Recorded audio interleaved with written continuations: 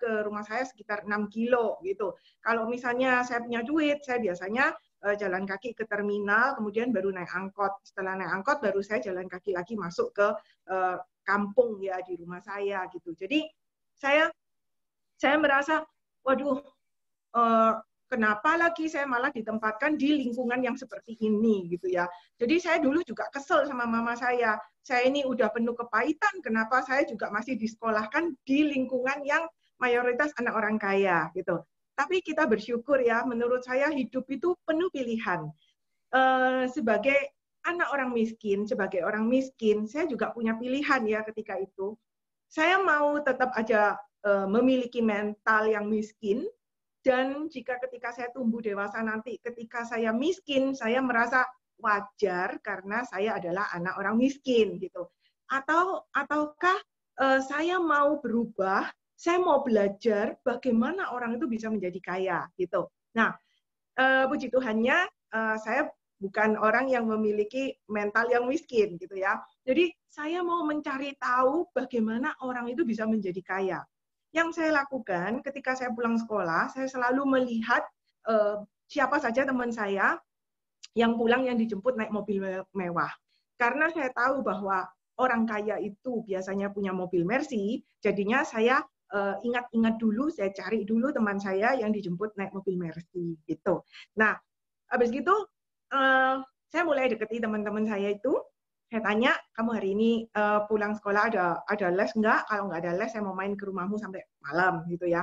Terus kenapa saya sampai malam teman-teman? Karena saya ingin merasakan makan siangnya orang kaya, makan malamnya orang kaya, duduk di kursi dan makan di meja makannya orang kaya. Saya ingin membayangkan berandai-andai bahwa saya ini anaknya orang kaya gitu.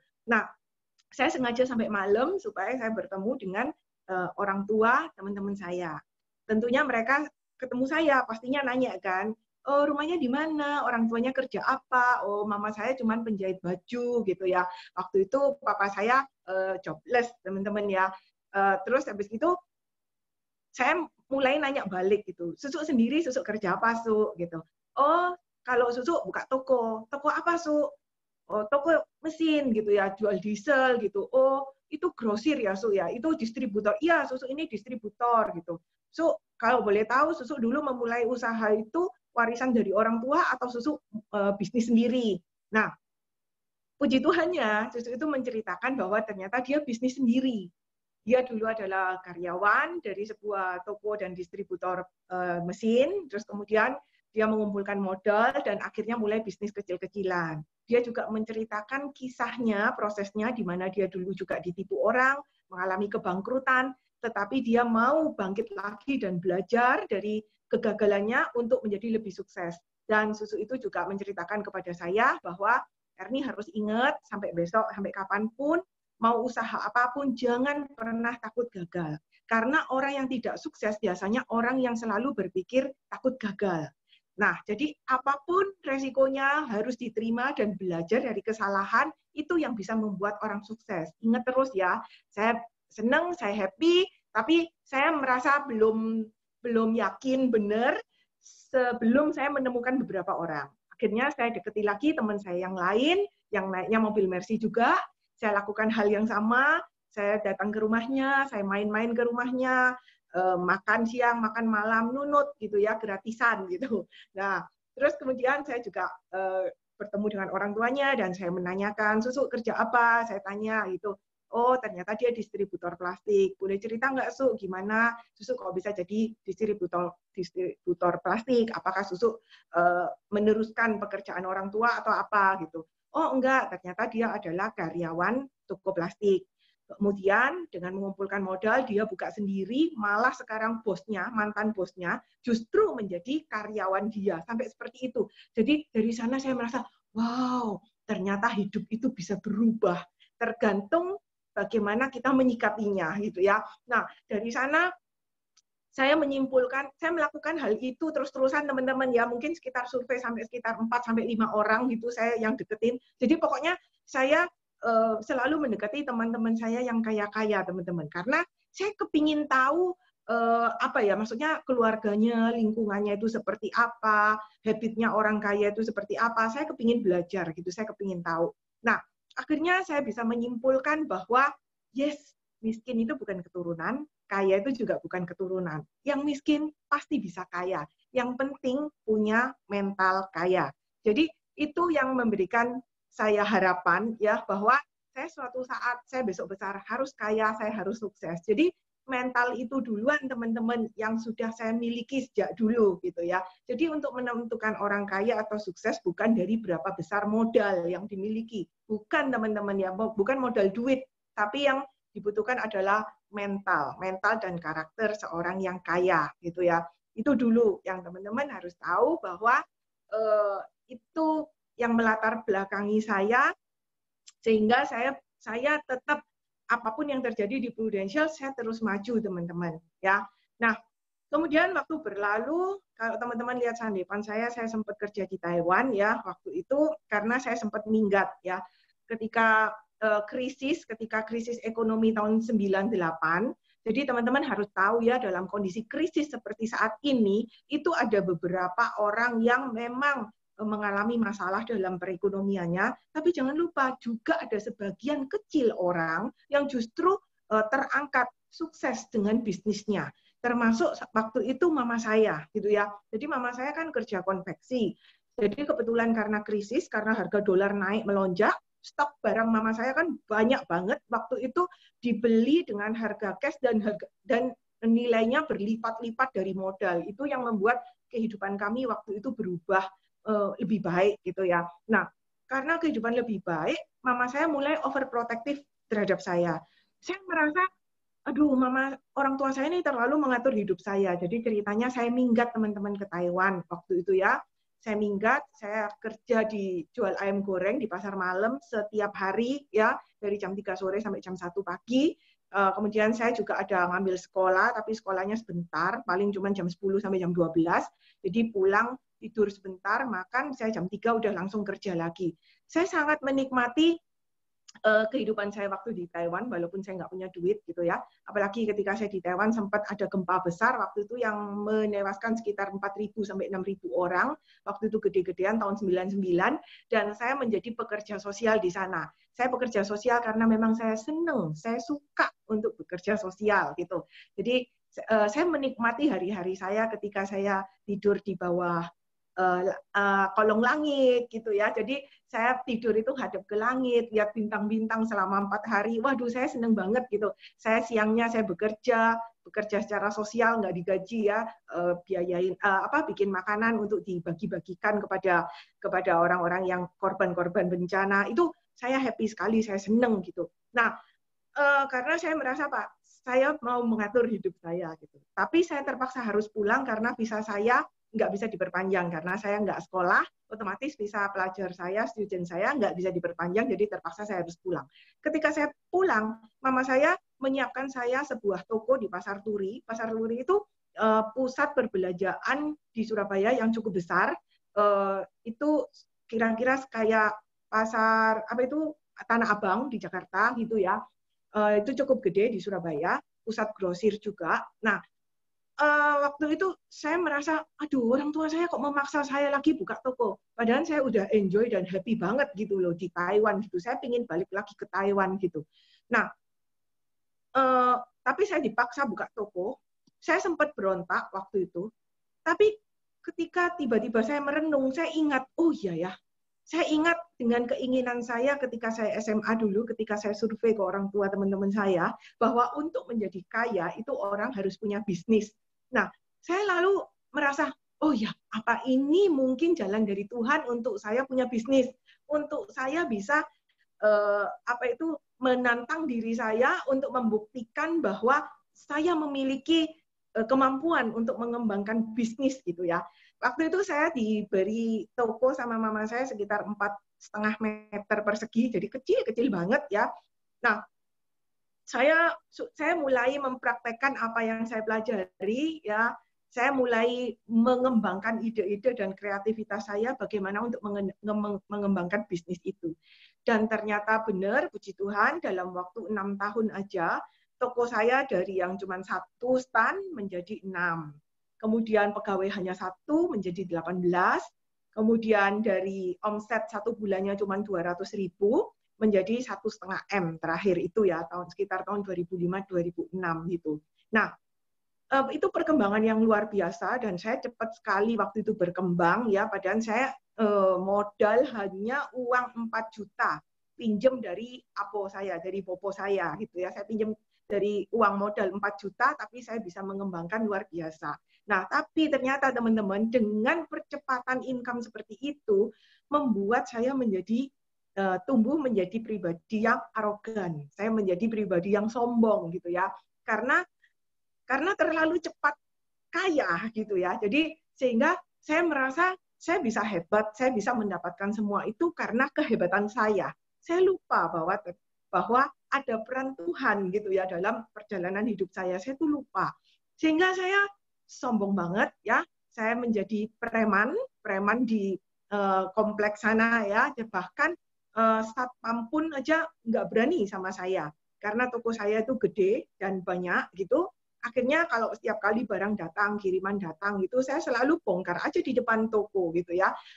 Kalau misalnya nggak ada yang berani negur saya, padahal di depan toko itu adalah jalanan umum, teman-teman. Kalau sampai ada orang yang berani nginjak barang saya, maka saya akan maki-maki, saya kata-katai, saya pelototin, saya tunjuk-tunjuk, saya bahasa kebun binatang itu semua keluar, teman-teman. Termasuk matamu lah, apa, semua seperti itu. Jadi saya menjadi pribadi yang tidak terkendali, teman-teman ya. Jadi saya merasa ketika itu tidak ada damai sukacita sama sekali di kehidupan saya. Jadi saya punya banyak duit, tapi saya nggak punya banyak waktu. Tingkat stres saya tinggi, sehingga saya menjadi pribadi yang tingkat emosinya tinggi banget gitu. Istilahnya kalau di Surabaya itu senggol bacok gitu ya. Berani nyenggol saya, bacok, mati lu gitu. Jadi itu latar belakang saya. Nah, bagaimana akhirnya saya bisa melihat bisnis prudensial. Nah, itu nanti saya akan cerita. Cuman saya mau cerita sedikit lagi bagaimana akhirnya saya kok sampai bisa berubah ya. Itu karena Tuhan menghukum saya. Jadi saya bersyukur sekali ketika toko saya terbakar ya.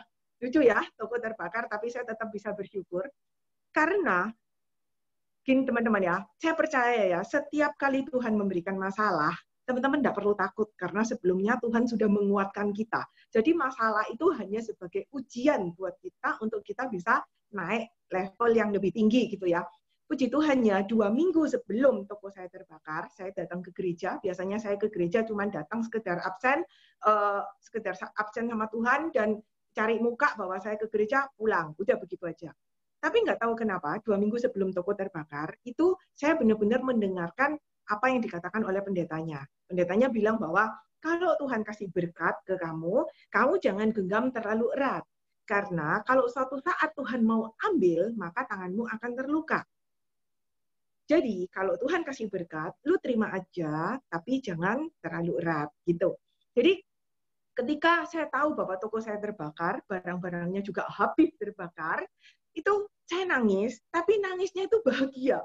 Bukan nangis down atau sedih atau apa, enggak sama sekali. Tapi saya bahagia, saya merasa, ya Tuhan, kenapa Tuhan ini ketika ngasih masalah, Tuhan kok masih cinta sama saya. Saya merasa Tuhan itu memenuhi hati saya itu seperti Tuhan itu peluk saya. Itu benar-benar luar biasa, teman-teman. Jadi saya tuh kepenuhan sukacita gitu ya. Saya merasa saya tuh harus berlutut gitu loh sama Tuhan. Saya mohon ampun bahwa ternyata selama ini saya sombong. Tuhan mau kasih lihat pada saya bahwa lihat nih, Tuhan cukup snap gini aja kayak Thanos gitu ya. Snap gini aja udah habis tuh saya gitu ya. Jadi sejak itu saya berubah, saya mohon ampun sama Tuhan. Saya apa ya, maksudnya udah mau berjanji sama Tuhan bahwa saya mau lebih low profile, saya mau lebih melayani. Nah, kebetulan 3 bulan sebelum toko terbakar, saya sudah join di Prudential. Jadi setelah saya join di Prudential, saya berubah, teman-teman. ketika saya join di Prudential, saya mau belajar untuk merendah, saya mau belajar untuk lebih mendengarkan, saya mau lebih belajar untuk melayani. Jadi sehingga ketika saya mengalami penolakan, saya mengalami apa itu maksudnya di reject gitu ya sama teman-teman gitu, saya tidak merasa down sama sekali karena saya merasa oh mungkin ini memang Tuhan yang menghendaki gitu ya. Jadi sejak toko kebakar itu saya percaya setiap apapun yang terjadi dalam hidup saya itu semua atas seizin Tuhan. Begitu juga dengan masalah, begitu juga dengan berkat-berkat Tuhan. Jadi ketika saya dikasih kesempatan ketemu dengan calon prospek, saya merasa terima kasih Tuhan sudah kasih kesempatan saya ketemu dengan calon prospek. Dan ketika calon prospek itu menolak mengambil, saya tetap terima kasih Tuhan, Tuhan mau uji saya kan, nggak apa-apa gitu. Jadi saya lebih lebih easy going gitu loh, maksudnya nggak kebeban gitu loh dengan hidup saya sejak kebakaran itu, saya berubah. Nah, kemudian ceritanya bagaimana 3 bulan sebelum terbakar itu akhirnya kok saya mau join di Prudential. Nah ini yang mau saya ceritakan teman-teman. Saya join di Prudential tahun 2007 teman-teman ya. Tapi sebelumnya tahun 2005 itu yang join di Prudential adalah cici saya duluan. Cici sepupu saya, Bu Erlina Gunawan ya. Saya bersyukur sekali, saya berterima kasih sampai sekarang bahwa leader saya itu luar biasa. Berkat beliau hidup saya sungguh-sungguh berubah gitu ya. Saya dari kecil hubungan saya dengan cici saya itu memang dekat karena saya miskin banget dulu hidupnya, sedangkan keluarga cici saya itu cukup lumayan berada sehingga papa mama saya setiap saya Sabtu Minggu weekend saya selalu dilempar ke rumah cici saya gitu ya. Jadi itu rumahnya ako saya, mamanya cici saya itu ako saya. Jadi saya selalu dititipkan di rumah aku saya. Mungkin mama saya berharap weekend saya bisa menikmati makanan yang lebih enak daripada yang disediakan di rumah gitu ya. Karena ya mungkin mama saya kepingin anaknya juga bisa merasakan hidup yang lebih baik, tapi apa daya orang tua nggak mampu gitu ya. Jadi saya sejak kecil tuh memang hubungannya deket banget sama cici saya. Nah, waktu tahun 2005 cici saya join sebagai agent Prudential. Beliau sudah mengajak saya untuk join ketika itu ya. Nah ini saya mau sharing, saya mau pakai whiteboard. Nah ini begini teman-teman, ketika tahun 2005 ketika tahun 2005 itu cici saya itu join bulan Mei teman-teman ya. Saya adalah nasabah kedua yang mau maksudnya di prospek saya langsung mau closing. Nah, kalau teman-teman tahu ya bahwa sebelumnya, tadi kan saya ngomong bahwa saya ini adalah arogan. Saya itu kalau misalnya dulu didatengin agen asuransi di toko saya, itu saya maki-maki teman-teman, saya tunjuk-tunjuk, saya pelototin, saya kasih kata-kata yang nggak enak gitu, yang menyakitkan, supaya agen tersebut nggak kembali lagi gitu. Dan setiap kali agen asuransi datang, saya maki-maki, saya tuh sampai kasar banget gitu loh terhadap agen asuransi. Nah, ini juga pelajaran buat teman-teman, mungkin yang ada agen yang join di sini, mungkin Anda yang canvassing, yang mungkin saat ini Anda mengalami penolakan yang nggak enak dari calon nasabah Anda jangan khawatir, tetap jaga hubungan baik dan bawa dalam doa, dan pastikan bahwa calon nasabah tersebut suatu saat di agen Anda. Benar nggak teman-teman? Karena apa? Karena saya aja yang kurang ajar banget gitu sikapnya terhadap agen-agen asuransi, tapi saya sekarang bisa menjadi leader loh di Prudential gitu ya. Nah, ketika tahun 2005 begitu cici saya join sebagai agen, kemudian saya ditawari, saya tidak ada penolakan, langsung mau. Langsung mau teman-teman. Kenapa? Karena saya percaya sekali dengan leader saya dan saya punya hubungan yang baik dengan dia. Ya, saya langsung mau. Kemudian saya langsung ambil satu keluarga, berjalannya waktu selama 6 bulan, dari Mei sampai Desember, ternyata cici saya dapat prestasi Star Club ke Tokyo. Waktu itu saya juga sempat beberapa menawarkan, membantu cici saya untuk mereferensikan saudara-saudara saya, gitu ya. Nah, ketika di akhir tahun di Desember, Prudential Jawa Timur mengadakan mini Grand BOP dan cici saya dipanggil sebagai testimonial gitu ya. Nah, waktu itu cici saya ditanyain sama MC-nya, sama salah satu audiens, Bu, boleh tahu nggak income ibu saat ini berapa di Prudential. Nah, saya waktu itu dalam hati, oh ya kepo juga gitu, saya ya pengen tahu gitu. Terus cici saya bilang, ya lumayan lah gitu. Saya dalam hati gini, lumayan tuh berapa ya? Nah, teman-teman, tahun 2005 income saya dari toko itu sekitar 100 juta per bulan ya, teman-teman ya. Nah, saya pikir dalam hati, wah kalau lumayan berarti mungkin 20-30 juta. Bayangan saya seperti itu. Ternyata cici saya bilang sekitar 6-7 juta. Saya dalam hati merasa, aduh kasihan banget cici saya ya, kerjanya setengah mati, income-nya cuma 6-7 juta per bulan gitu. Waktu itu saya belum tahu kalau Prudential itu sebuah bisnis, teman-teman. Nah, setelah akhir acara, saya masih sok pahlawan ya sama cici saya bilang, C, nanti prospek lagi ya, C ya. Ini aku punya teman gini-gini, nanti aku prospekin temanku, C. Nah, cara saya prospek, teman-teman, dasarkan background-nya preman ya, saya tinggal tunjuk aja kalau misalnya teman saya namanya Andi. Itu. Andi, lu udah punya asuransi belum? Yuk, ikut asuransi segera. Segera ya, ikut sama ciciku ya. Mana KTP lu? Erison, lu udah punya asuransi belum? Ayo, ikutlah, ikutlah.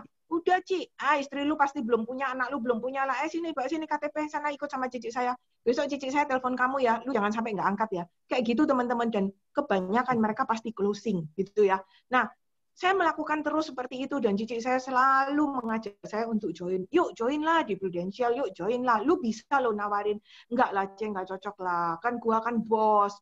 Kalau lu kan cuma ibu rumah tangga, pengangguran, lu cocok lah jadi agen asuransi, gua nggak cocok lah. Loh, tapi lu kan bisa nih jualan. Iya, udah buat lu lah, nggak usah lah, nggak usah. Saya sok pahlawan, teman-teman, ya. Saya sok banget gitu. Nah, ketika tahun 2006, saya lihat cici saya penampilannya berubah. Dia mendapatkan waktu itu trip ke Dena, ya. Saya melihat, waduh, penampilannya udah keren, udah cakep, terus jalan-jalannya, liburannya udah mulai ke luar negeri yang bagus-bagus gitu ya. Saya mulai kepo, nanya dia, C, berapa lu income sekarang di Prudential? Ya lumayan lah, 14-16 juta per bulan. Oh ya lumayan ya. Iya, ada lagi nggak yang mau diprospek? Ada, C. Ini ya temenku.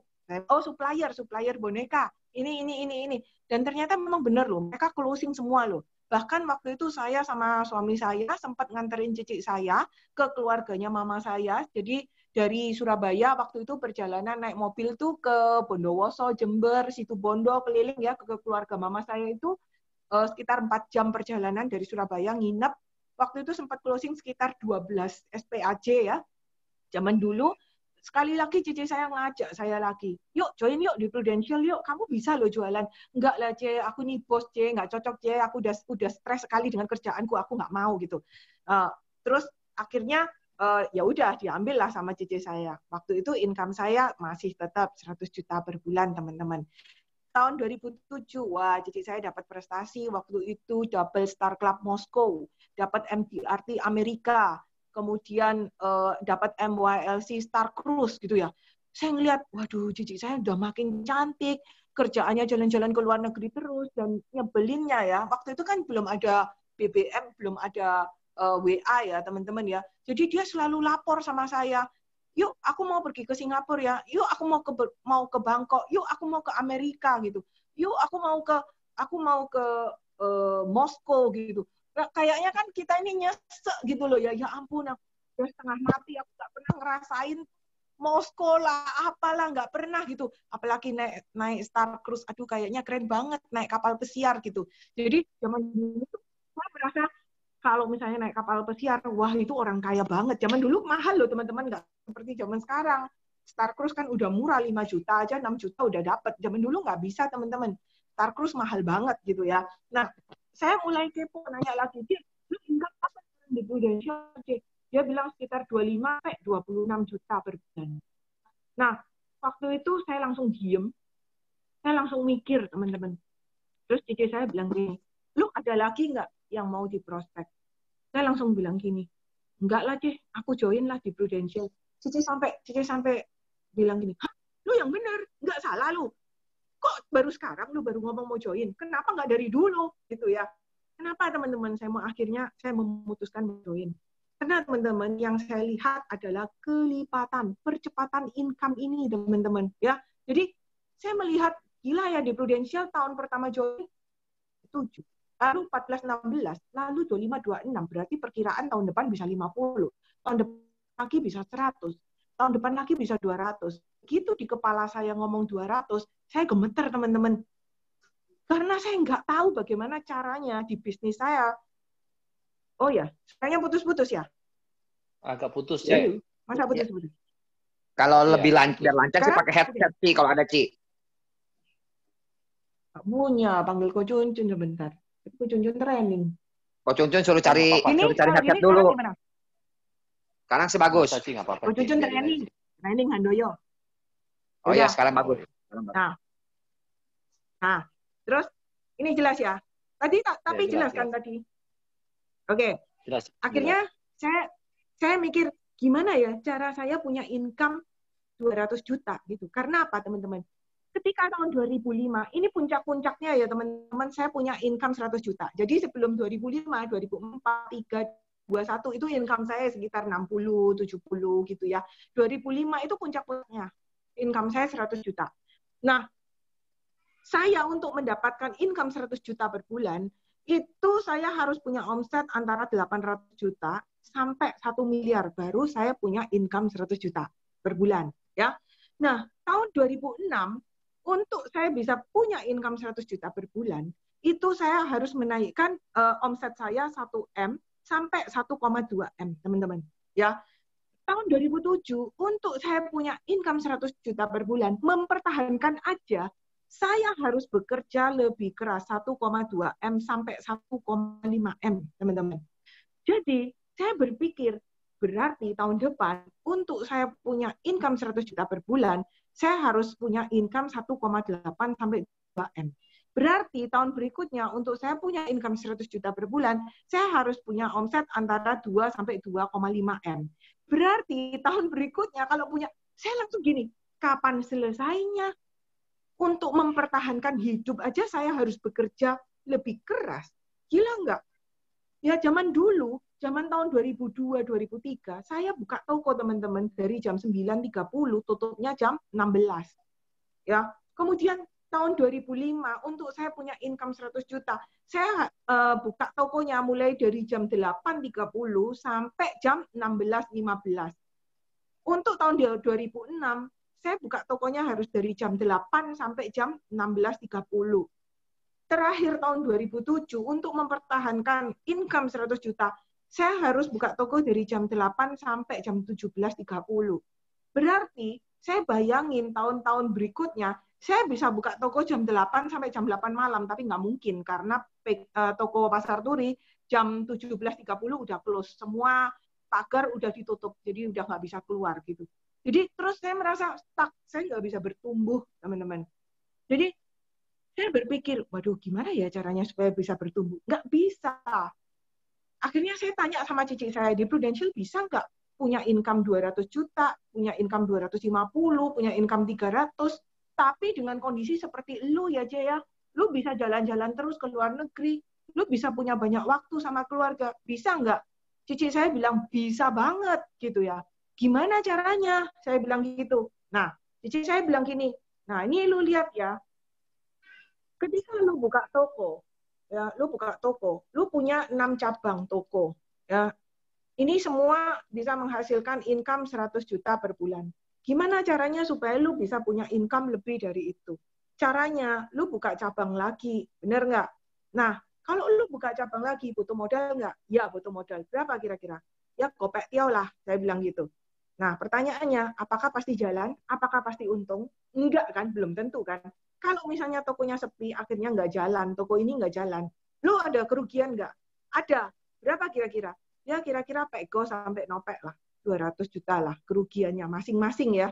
Masing-masing. Kenapa ruginya? Ruginya untuk sewa stand, untuk etalase, untuk stok barang, untuk gaji pegawai, kemudian keamanan iuran dan lain sebagainya, ya kan? Nah, artinya apa? Kalau misalnya tokonya nggak jalan, lu ada kerugian maksudnya kerugian yang gede banget, cukup gede. Gimana dengan di Prudential? Nah, kamu di Prudential ya, misalnya kamu merekrut untuk menaikkan income di Prudential, kamu cukup dengan merekrut. Merekrut ini nggak jalan, nggak apa-apa, nggak usah takut, ini mungkin jalan. ini nggak jalan, ini nggak jalan. Nggak apa-apa, cari lagi rekrutan. Saya yakin kok pasti banyak orang yang mau diajak sukses. Kan ini jalan, nggak apa-apa, bersyukurlah. Ini nggak jalan, ini nggak jalan, ini jalan, nggak apa-apa. Cari lagi, siapa yang mau diajak sukses. Pasti ada kok. Kerugiannya apa? Nggak lebih dari 100 ribu doang, karena kan paling untuk ngafe, ngobrol-ngobrol di Starbucks, Excelso, gimana menurutmu? Saya pikir iya juga ya. Ternyata enak ya di Prudential untuk ngembangin bisnis, untuk menaikkan income, kita nggak perlu kerugian secara material gitu loh. Jadi saya pikir, wah nggak ada salahnya. Berarti kemungkinan untuk bisa memiliki income 200 juta ke atas, bisa dong gitu. Bisa banget gitu. Dan memiliki flexible time gitu. Jadi saya pikir, ya udahlah, akhirnya saya memutuskan saya mau join di Prudential. Nah, teman-teman, jadi teman-teman di sini tahu bahwa ketika memutuskan join di Prudential, udah bukan coba-coba lagi, udah bukan ya mudah-mudahan berhasil gitu ya. Bukan, teman-teman, tapi saya tahu pasti ya tujuan saya di Prudential apa dan arahnya kemana. Sehingga ketika saya mengalami penolakan, saya mengalami masalah di perjalanan saya nggak merasa down atau merasa, aduh ini kayaknya bukan jalan saya, aduh ini bukan passion saya, aduh kelihatannya Tuhan tidak menghendaki saya di Prudential gitu. Saya nggak ada kayak gitu sama sekali, teman-teman. Karena saya saya ini orangnya maju terus. Saya masih teringat kan dengan apa yang dikatakan oleh orang tua dari teman-teman saya bahwa untuk bisa menjadi sukses, kamu harus belajar dan bangkit lagi, bangkit dan belajar dari kegagalan-kegagalan yang kamu alami, gitu ya. Nah, itulah yang membuat saya terus maju, terus belajar, terus bertumbuh. Yang saya lakukan adalah setiap kali saya mengalami penolakan, saya pulang, saya review kembali. Kenapa ya tadi orang ini kok nggak mau closing ya? Kelihatannya mungkin karena saya tadi ngomongnya terlalu cepat, berapi-api, menggebu-gebu. Kan saya tipe orangnya seperti itu ya. Kalau ngomong kan gitu ya. Sedangkan lawan bicara saya kalau ngomong kalem, kayak ling-ling gitu ya. Kalau ngomong kalem-kalem gitu. Jadi jadinya kan nggak nyambung gitu ya. Coba kalau misalnya ling-ling nih ngomong sama saya ngomongnya kenceng-kenceng gitu ya. Pasti ling-lingnya kan gemeter gitu ya. Kayak berasa kayak mau dirampok gitu kan. Nah, jadi saya belajar, oh ya, berarti lain kali kalau saya ketemu dengan orang yang kalem seperti ling-ling, berarti saya harus menurunkan intonasi saya harus memperlambat speed saya, frekuensinya dikecilin gitu. Jadi saya belajar untuk lebih menyesuaikan. Terus kalau misalnya saya mengalami hambatan lagi, penolakan lagi, kenapa ya saya kok tadi ditolak ya?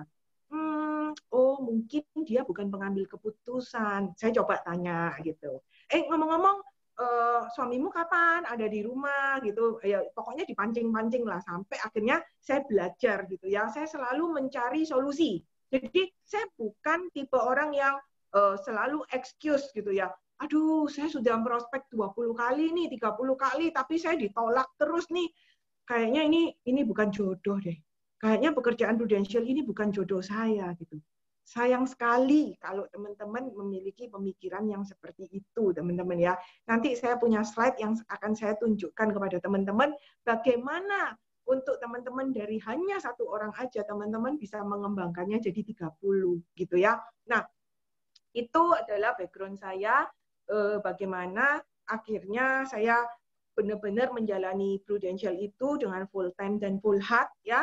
Jadi saya bekerja dengan sungguh-sungguh, saya nggak pernah takut dengan penolakan, saya nggak pernah mau excuse ya, karena saya jauh lebih takut jatuh miskin, saya jauh lebih takut kembali miskin daripada takut penolakan. Bagi saya penolakan itu nggak apa-apa.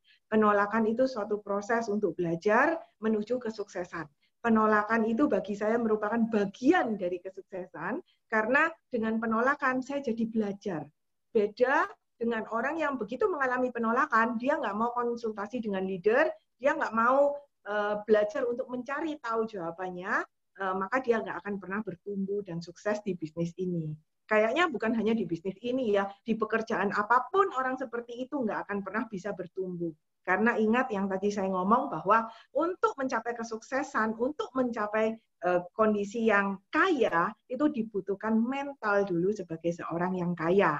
Gitu ya. Nah, saya ada 2 slide aja, teman-teman ya. Saya ini nggak pintar bikin slide, jadi saya cukup 2 aja, saya akan sharingkan. Nah, ini teman-teman ya, bagaimana Anda melihat Prudential. Jadi, saya melihat agent saya, saya ini punya agent ini kok nggak bisa mandiri ya. Kenapa ya setiap kali ada training selalu harus dipaksa baru mau join. Kenapa ya saya nggak bisa punya agent yang seperti saya? Kenapa ya kok susah sekali agent ini gitu. Kadang sampai capek gitu. Karena apa? Karena ternyata teman-teman, seorang agent ada beberapa tipe agent gitu ya menurut saya ya. Jadi agent itu dia yang pertama adalah agent yang melihat Prudential itu hanya sebagai pekerjaan. Hati-hati kalau misalnya ngomong sama BOP ya, ketika Anda BOP, terus Anda ngomong gini, ayolah di-join di Prudential, nggak apa-apa, flexible time kok, kalau bisa dikerjain ya dikerjain, kalau nggak bisa dikerjain ya nggak dikerjain.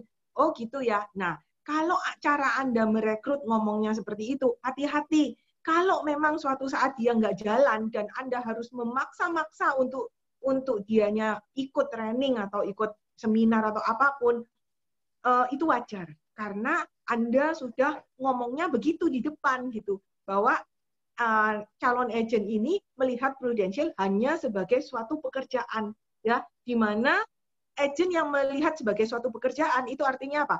Kalau bisa ya dikerjain, kalau cocok ya nggak, kalau cocok dikerjain, kalau nggak cocok ya nggak dikerjain, gitu ya. Nah, ini penting karena apa? Karena hal ini merupakan dasar untuk dia bertindak, ya. Jadi ini merupakan dasar untuk menentukan behavior dia, gitulah. Jadi biasanya orang-orang yang seperti ini itu selalu menunggu instruksi dari leader baru mau ngejalanin, ya. Kalau di lapangan dia prospek kemudian dia ada masalah, dia selalu dikit-dikit larinya ke leader dan cenderung tidak mandiri, ya. Dia juga gampang pindah asuransi gitu ya, atau gampang pindah pekerjaan. Jadi apa ya, orang itu ya gitulah, maksudnya ada hambatan sedikit dia menyalahkan keadaan, hambatan sedikit dia menyalahkan leader. Itu adalah agent yang melihat bahwa Prudential ini sebagai suatu pekerjaan. Nah, tipe yang kedua adalah agent yang melihat Prudential ini sebagai karir. Orang yang seperti ini melihat sebagai karir, orang ini hanya berfokus pada dirinya sendiri, teman-teman. Teman-teman, saya mau tanya, suaranya putus-putus? Enggak? Lancar, lancar, Ceh. Lancar, Ceh. Lancar ya. Nah, jadi yang kedua, ini orang melihat melihat Prudential sebagai karir. Biasanya orang yang hanya berfokus pada dirinya sendiri. Dia adalah orang yang disiplin, tapi disiplinnya hanya untuk mengupgrade jenjang karir dia, gitu ya. Jadi kalau udah tahu, oh di Prudential ini jenjang karirnya habis agent AAD, AD, ya udah dia hanya mengejar aja untuk AAD, AD. Atau oh di Prudential ini kalau untuk achievement MDRT, COT, TOT, ya udah dia hanya fokus aja di prestasi-prestasi itu. Tapi dia tidak berpikir untuk yang jauh besar lagi. Jadi pekerjaannya ya mungkin hanya rekrut, training, motivate, repeat. Jadi hanya itu aja yang dilakukan setiap hari. Yang penting naik karir. Dia nggak peduli timnya mau gede apa enggak, dia nggak peduli. Ya. Yang tiga adalah tipe orang yang melihat Prudential ini sebagai bisnis. Jadi dari awal dia sudah punya mindset seperti seorang pebisnis. Dari awal dia sudah bisa merencanakan bagaimana membangun bisnis ini, bagaimana membangun sedemikian rupa sehingga saya bisa menciptakan mesin uang, mesin cetak uang gitu ya, melalui tim saya. Nah, jadi dia berfokus pada pengembangan tim. Nah, itu teman-teman agak putus-putus ya. Agak putus ya. Oh ya. Nah, ini oke ya. Oke, lancar. Nah, jadi artinya yang ketiga ini dia lebih fokus pada pengembangan tim karena dia tahu bahwa Prudential ini adalah sebuah bisnis, ya, di mana bisnis ini jika semakin besar, maka income yang didapatkannya juga semakin besar. Jadi dari sejak awal dia udah setting dengan benar bagaimana cara mengembangkan bisnis ini. Nah, itu teman-teman ya. Jadi jujur aja ketika saya pertama kali join, saya belum tahu benar bahwa ini Prudential ini bisa sampai segede ini, teman-teman. Jadi teman-teman bersyukurlah Anda semua yang mungkin saat ini agent atau AAD, karena Anda sudah berada di agensi yang tepat. Anda sudah memiliki leader-leader yang tepat.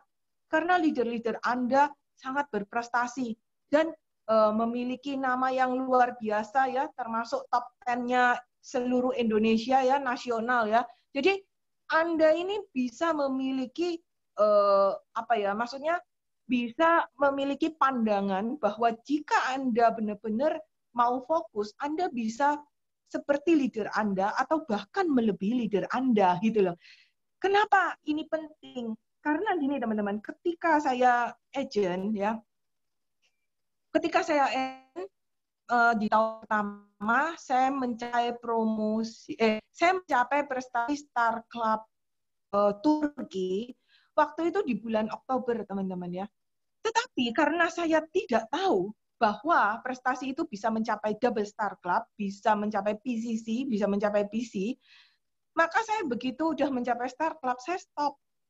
Karena ya saya nggak tahu gitu loh, kalau ternyata double Star Club itu bisa dikejar apa, saya nggak tahu. Karena orang di sekeliling saya jujur aja kurang dalam hal prestasi di kantor kami ya waktu itu.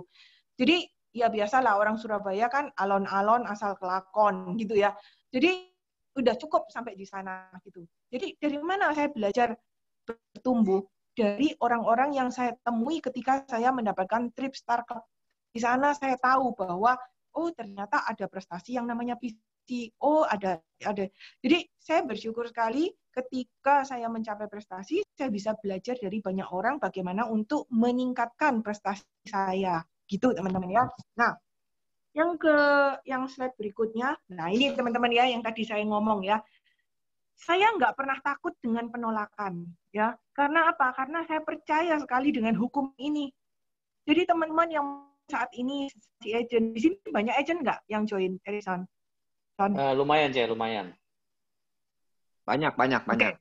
Ya, bagi agent-agent, Anda ketika Anda mau menyerah ya, ingatlah akan hukum ini. Ingatlah akan segitiga ini, teman-teman ya.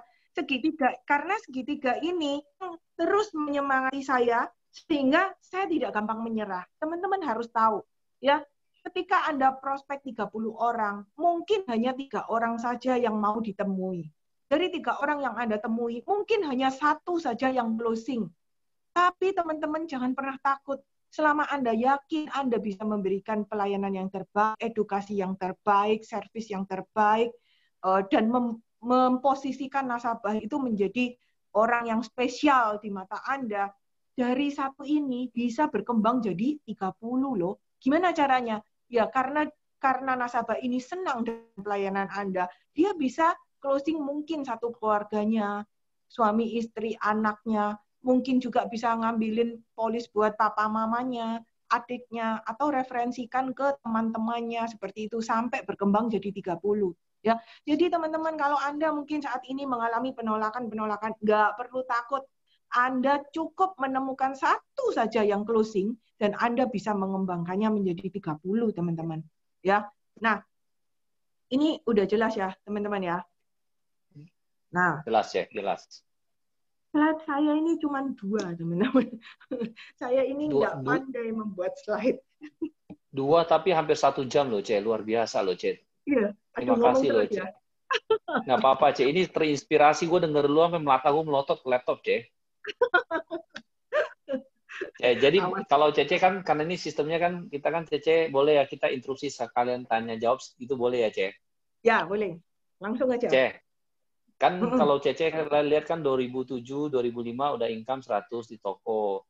Lalu 2007 udah jadi agent. Pertama kali jadi agent karena kan tadi sempet Cece kan bilang karena ngeliatin kok ini harus modal bertambah untuk dapetin income yang sama. Emang itu bener kayak begitu ya, Cece? Gue hari ini baru sadar loh, Cece. Iya, Bener, iya, Cek. memang. Jadi kalau misalnya, karena itu margin turun. Iya, karena teman-teman boleh tanya lah, orang yang punya bisnis, termasuk Acong lah ya. Acong kan juga ngomong kan, bahwa kalau orang punya bisnis, coba tanyain lah, kok gimana kok bisnis kok? Makin susah. 90% jawabannya pasti makin susah. Ya, pasti kalau orang ditanya, sama tahun lalu enak mana? Aduh, enak tahun lalu. Setiap tahun loh, selalu seperti itu. Ya, setiap kali saya lebaran, selalu, aduh, kok makin kecil ya omsetnya, kok enak tahun lalu gitu. Nah, ntar ya, tahun depannya, gitu lagi. Waduh, enak tahun lalu ya, tahun lalu, maksudnya awal puasa gini masih rame loh. Sekarang kok sudah masuk minggu kedua kok masih sepi ya. Tahun depannya lagi, masuk minggu ketiga masih sepi. Ya ampun, sampai seperti itu. Jadi setiap tahun. Kenapa? Karena mungkin daya beli masyarakat turun ya. Karena ya dalam 1 tahun bisa aja dolar itu naik beberapa kali. Begitu dolar itu naik, bahan baku naik, harga modal juga naik. Tapi kalau dolar turun, harga barang nggak turun. Seperti itu teman-teman ya. Kemudian pesaing tambah banyak. Kemudian itu apa itu orang-orang pabrik pada turun sendiri, ngelilingin sendiri, sehingga dulu yang awalnya saya yang menjadi distributor utama, sekarang dia juga menawarkan pelanggan-pelanggan saya gitu ya. Karena apa? Semua orang kalau punya bisnis, suaranya putus-putus ya. Agak Sinyal putus, masalah. Sinyal Cece agak Bener masalah, nggak, Cece. Con? Iya. Sinyal masalah. Iya bener, Cece. Bener agak masalah. Mungkin itunya wifi-nya takut malu, Cece. Lu terlalu semangat, Cece. Aku ganti ke wifi dulu. Oh. Kayaknya ini rebutan sama Ko Junjun ini. Ko Junjun soalnya juga pakai wifi, dia kan lagi training Handoyo. Harusnya pakai GSM, Cece. Pakai LTE aja, ada sinyal handphone enak tuh. Nah, ini justru pakai LTE nih. Oh, kalau gitu coba wifi sekarang. Setting dulu ya.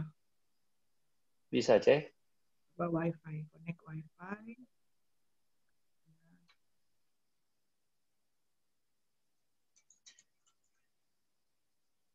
Teman-teman, sekalian nunggu Ci Erni, bagi teman-teman ada pertanyaan, tolong ditulis di dalam chat ya. Nanti kita akan bacakan.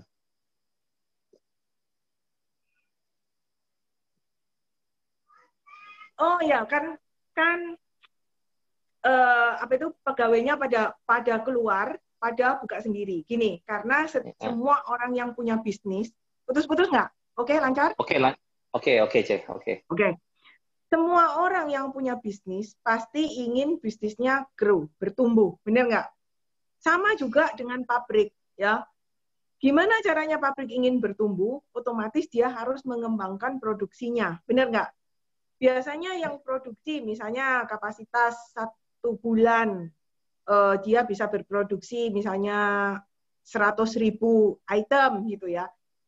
Nah, untuk dia bisa meningkatkan, dia harus grow, otomatis kan dia harus memperbesar ya, misalnya menjadi 200.000 item atau berapa.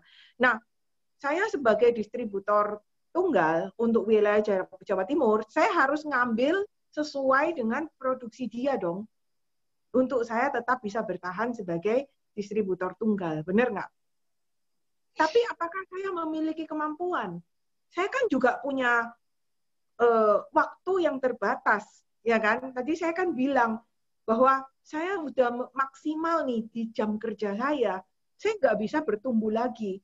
Sehingga akibatnya kalau saya nggak bisa ngambil semua apa yang diproduksi oleh pabrik, otomatis pabrik akan mencari distributor yang lain, benar nggak? Mencari supplier-supplier lain, sehingga itu menjadi pesaing saya. Kalau saya ada pesaing, otomatis saya kan harus menurunkan margin saya. Kenapa? Karena pesaing saya, dia kan pemain baru. Gimana caranya bisa melawan saya? Otomatis kan dia harus menurunkan marginnya kan? Keuntungannya harus diturunin supaya dia bisa melawan saya. Nah, bagaimana saya bisa bertahan kalau ternyata ada toko lain, distributor lain yang menjual barang yang sama dengan punya saya, tapi harganya lebih murah. Sehingga saya harus menurunkan harga saya juga. sehingga Jadi persentase pihak-pihakan aja ya. ya, jadi keuntungan kan Banting-bantingan. makin lama makin tipis gitu. Bahkan misalnya nih kepala pabrik, kepala produksi, dia kan juga ingin bertumbuh. Biasanya dia kan juga mengalami tekanan ya dari pemilik kan. Otomatis yang dia lakukan apa? Dia keluar, dia bikin home industry sendiri.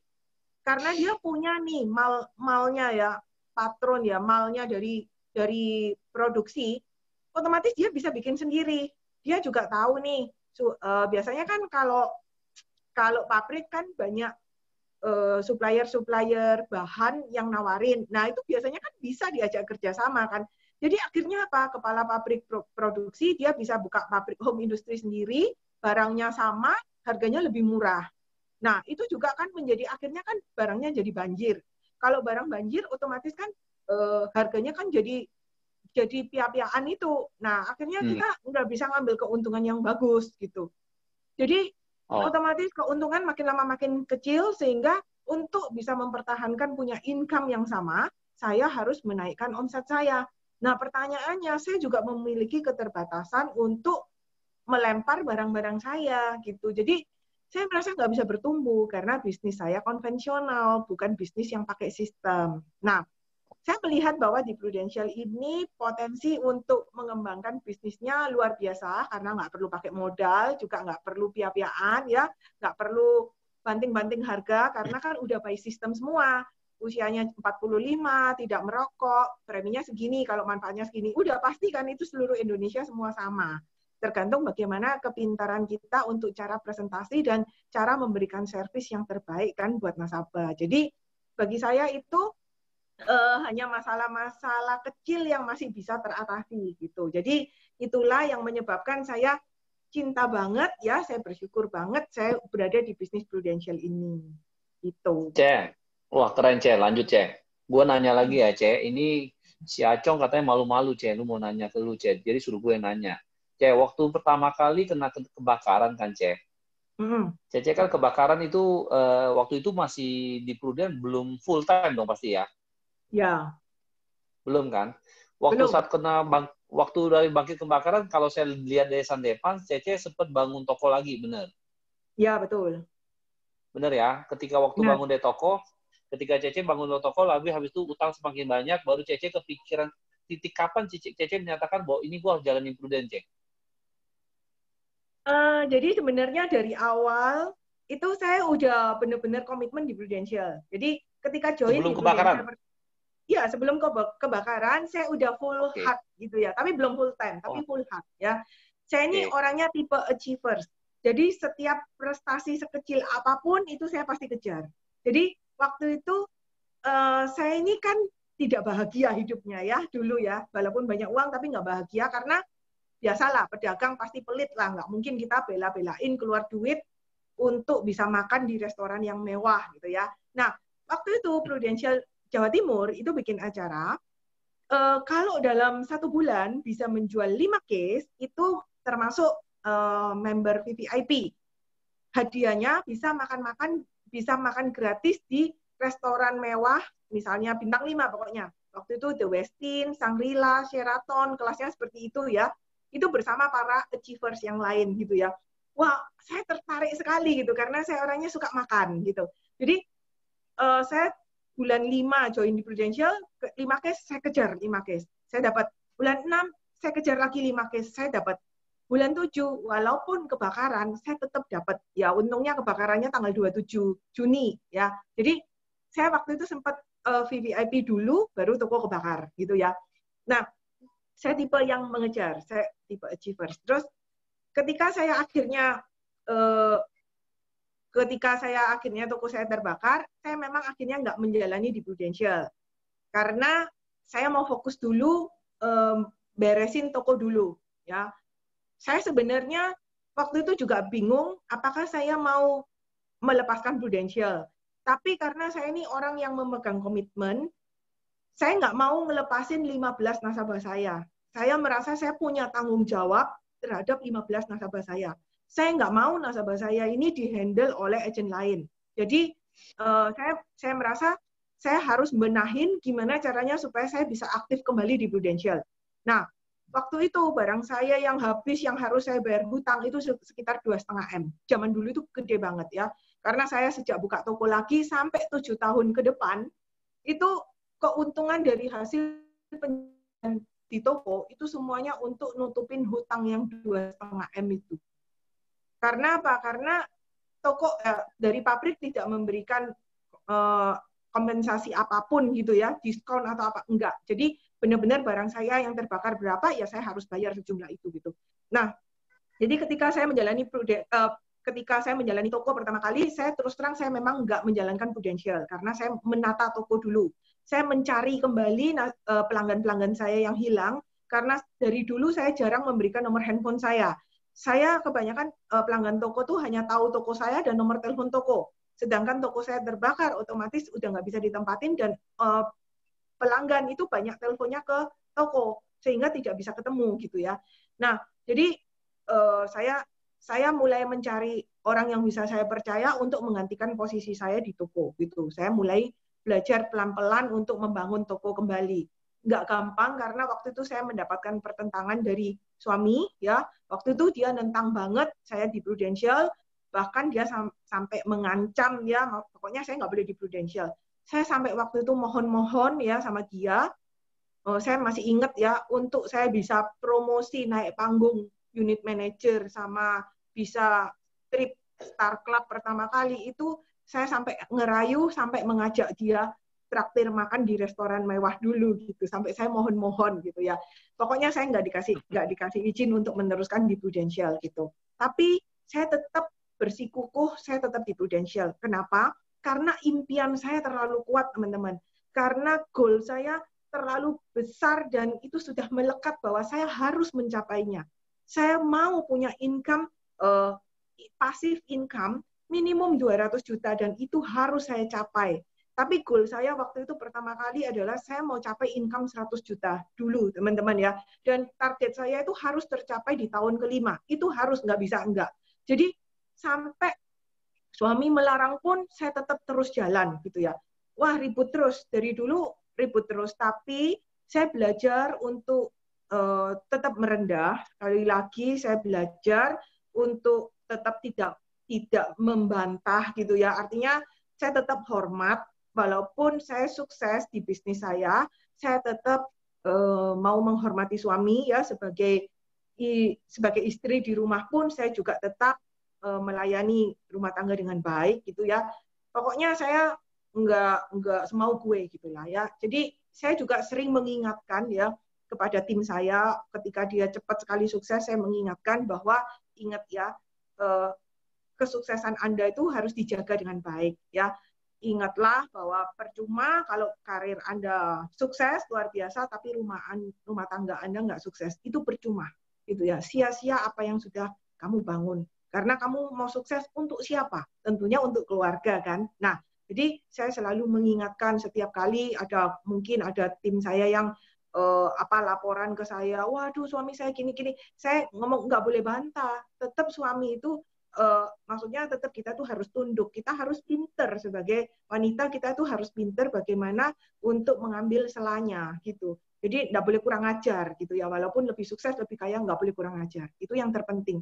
Dan perjuangan saya nggak sia-sia loh teman-teman ya, selama 9 tahun saya menjalani tanpa restu dari pasangan, tapi akhirnya suami saya akhirnya berubah ya, dan benar-benar sangat-sangat support di Prudential ini. Bahkan sekarang pun beliau udah bisa prospek sendiri, bisa merekrut sendiri, punya tim sendiri, luar biasa ya. Jadi bagi teman-teman yang mungkin saat ini mengalami pertentangan juga dari pasangan ya, terus Anda lakukan terus dengan baik, pokoknya jangan kurang ajar gitu ya, tetap melayani dengan baik dan percaya, bawa dalam doa terus dan percaya bahwa suatu saat pasti akan indah pada waktunya. Saya aja bisa menjalaninya selama 9 tahun loh teman-teman. Dan itu juga dengan prestasi ya. Jadi bukan 9 tahun tanpa prestasi. Saya dengan prestasi pun, maksudnya 9 tahun saya tanpa restu dari pasangan pun saya tetap bisa berprestasi teman-teman. Ya, tunjukkan terus prestasi itu gitu. Nah, itu yang bagaimana saya menjalani ketika setelah toko itu terbakar, teman-teman. Jadi setelah saya menjalani, Nah, Cerni, ya. Cerni kan terakhir ketika mulai full time di Puden kan toko ditutup ya, Ci ya. Itu kalau nggak Toko salah nggak langsung tutup. nggak langsung tutup. Tutup. Tapi Enggak. ketika itu kan minus ya, Ya. berapa? 2,5 miliar. Apakah itu minus 2,5 miliar dan sampai bisa lunas itu sampai berapa tahun, dan katanya itu karena dapat dari penghasilan dari Puden yang bisa membantu melunaskan itu semua, benar ya, Ci ya? Kan itu kan selama 7 tahun saya kerja buka toko, itu kan keuntungannya hanya untuk nutupin hutang. Tapi biaya hidup itu biaya dari Prudential. Jadi bersyukur sekali dari Prudential bisa membantu untuk biaya hidup. Akhirnya di tahun ke-7 itu saya benar-benar bisa nutup dalam waktu 1 tahun. Itu saya bayar dari hasil Prudential itu sekitar 2 miliar dari Prudential. Kenapa kok bisa gede? Ya, maksudnya hutangnya bertumpuk karena gulung terus kan. Jadi setelah waktu 3 tahun pertama itu kan saya nggak bisa bayar hutang, habis itu saya kan berhutang lagi. Jadi hutangnya gulung terus, makin lama makin gede gitu. Nah, tapi bersyukur sekali dari di Prudential itu di tahun ke-7 itu bisa saya lunasi dalam 1 tahun itu saya keluar duit 2 miliar lebih untuk bisa nutupin, akhirnya benar-benar lunas di tahun ke-7 gitu.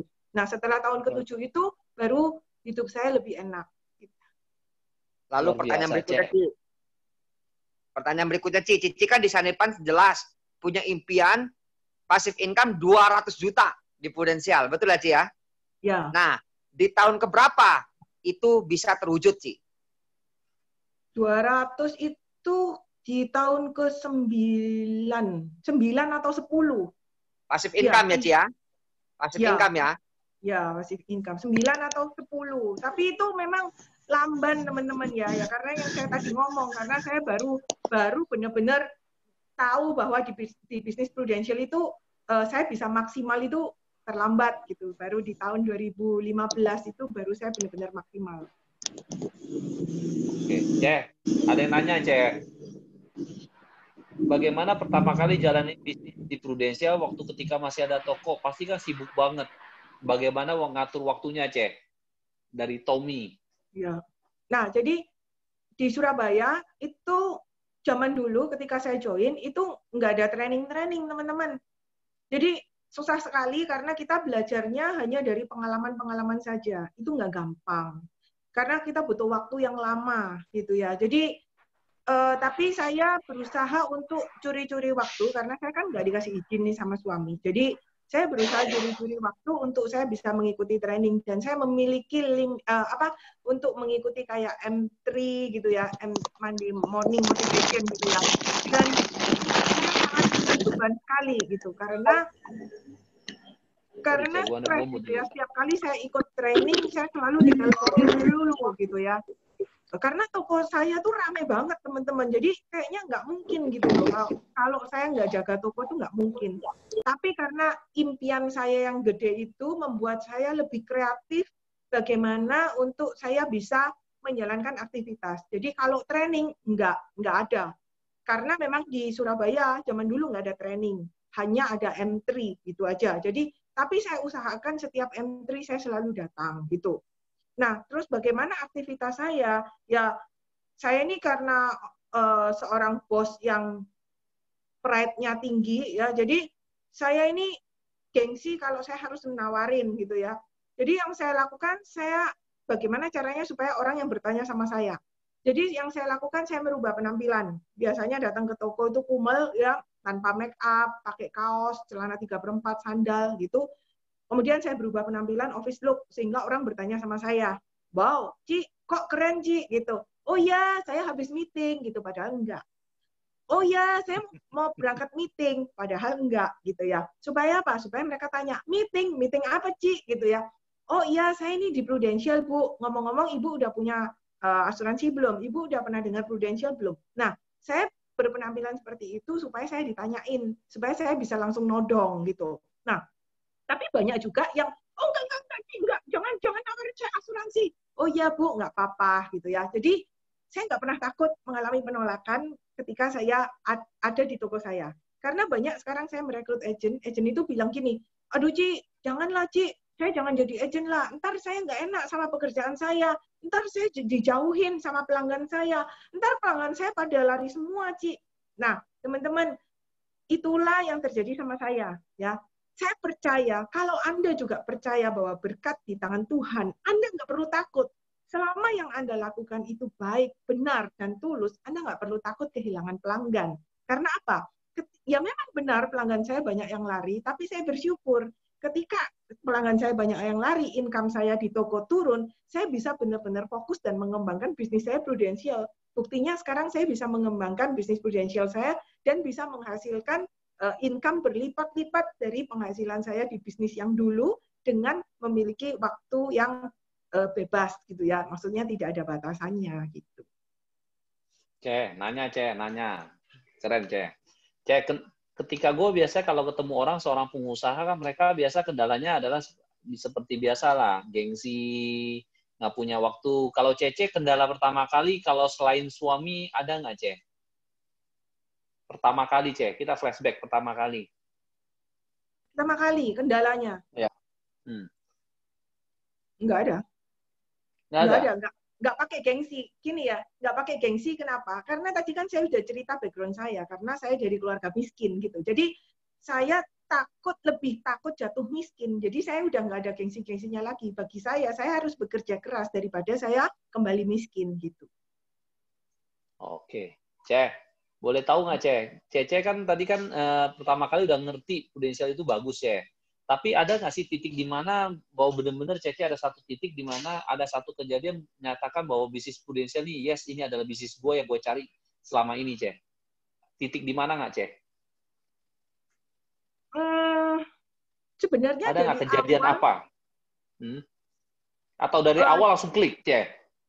Iya, dari awal emang udah klik dan saya udah setting bahwa saya harus bekerja keras karena saya mau setting bahwa saya harus punya pasif income 100 juta per bulan itu di tahun kelima. Karena apa? Capai di tahun keberapa, Ce? Dapatnya di tahun keempat. Kenapa harus di tahun kelima? Karena saya ngitung anak saya di tahun kelima itu kelas 4 SD. Orang bilang kelas 4 SD itu pelajarannya yang paling susah. Jadi saya kepingin saya punya waktu dekat sama anak, bisa ngajarin anak, karena saya sudah punya passive income 100 juta. Tapi ternyata di tahun keempat, jadi anak saya masih 3 SD pun, saya ternyata udah punya passive income gitu. Dan ternyata anak saya ternyata terlatih mandiri. Jadi ternyata nggak perlu ada saya pun juga udah bisa mandiri gitu. Bersyukur sekali ya. Saya yakinlah anak-anaknya para leader prudensial pasti semuanya mandiri. Oke. Ce, ngomong-ngomong, Ce, ini ada dengar-dengar gosip, Ce. Cece ngerekrut yang punya Cleo, bener nggak, Ce? Oh ya, tapi dari tim saya sih, bukan saya secara langsung. Waduh, tapi pasti yang rekrutnya pasti ada campur tangan dari Cece dong, Ce. Ngomongnya ya, apa sih, Ce? Kok yang punya owner air minum Cleo itu bisa mau? Pasti kan Cece yang rekrut, Ce, itu, Ce. Jadi sebenarnya saya nggak ngerekrut ya. Jadi saya sebenarnya nggak kenal. Ya inilah ya apa ya. Bagi saya, makanya kan saya bilang ya, selalu Anda bawa dalam doa semua kegiatan Anda setiap hari. Anda jangan pernah berdoa untuk meminta-minta gitu ya, tapi mintalah Tuhan itu kasih hikmat terus buat kita. Minta Tuhan itu kasih kesempatan buat kita untuk bertumbuh gitu ya. Nah, jadi nggak tahu kenapa saya percaya ini semua campur tangan Tuhan ya. Saya ini punya nasabah yang udah jalan 10 tahun, habis itu nilai tunainya termasuk cukup oke, sehingga ketika saya prospek kembali, itu nasabah saya ini akhirnya mau buka polis UP 35 miliar waktu itu. Terus dia minta cashback. Saya nggak mau kasih, akhirnya saya rekrut dia jadi agent. Nah, ketika saya rekrut jadi agent, otomatis dia jadi top agent of the month. Ya. Nah, saya minta nasabah saya ini posting, agent saya ini posting bahwa dia top agent of the month. Dia nggak mau karena malu, gengsi, tapi saya paksa, akhirnya dia posting waktu itu di Instastory-nya bahwa dia top agent of the month. Nah, siapa yang nyangka ternyata anaknya ini ya, anaknya yang punya Cleo itu anaknya itu sekelas. Nah, karena dia seorang yang sibuk, pengusaha yang sukses dan sangat sibuk, jadi dia suka menitipkan anaknya. Jadi dikit-dikit, nitip ya, anterin pulang sekolah, nitip ya besok ada tugas apa, nitip beliin ya gitu. Oh besok ini ada ulang tahun ya, nitip ya beliin kado gitu. Jadi suka nitip gitu. Nah akhirnya suatu saat karena dia sungkan, dia suka nitip, akhirnya diajak makan, ditraktir makan. Nah ketika ditraktir makan dia ditanyain, ngomong-ngomong, gue pernah lihat nih, lu pasang top agent, tapi kok tak cari lagi nggak ada ya, aku cari lagi nggak ada gitu. Kamu top agent apa? Properti ya gitu. Oh enggak, aku asuransi. Hah? Asuransi? Emang perlu ya asuransi? Hah? Emang lu nggak punya ya asuransi? Agent saya tanya balik gitu. Nggak punya. Loh, kenapa lu nggak punya? Lu gila ya? Orang semakin kaya itu semakin harus punya asuransi. Loh, kenapa? Ya iyalah, karena orang kaya itu asetnya kan banyak, ya harusnya semakin banyak yang dilindungi. Sedangkan kalau orang miskin kan nggak ada yang dilindungin, jadi nggak punya asuransi pun juga nggak apa-apa, nggak ninggalin apa-apa pun juga nggak apa-apa. Beda sama orang kaya. Kalau orang kaya kan kalau sampai punya aset itu yang harus dilindungi supaya kalau sampai terjadi resiko itu nggak habis untuk biaya berobat. Dia bilang gitu. Oh gitu ya.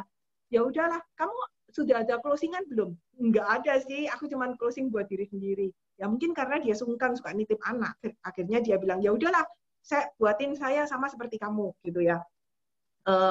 35M itu. Terus kemudian agent saya bilang, waduh, saya nggak ngerti apa-apa loh ya.